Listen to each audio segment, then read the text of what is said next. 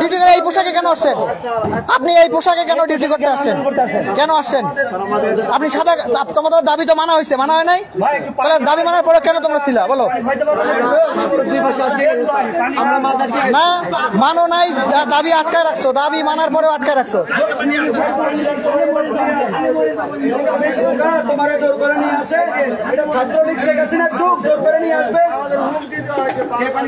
কে হুমকি দিছে?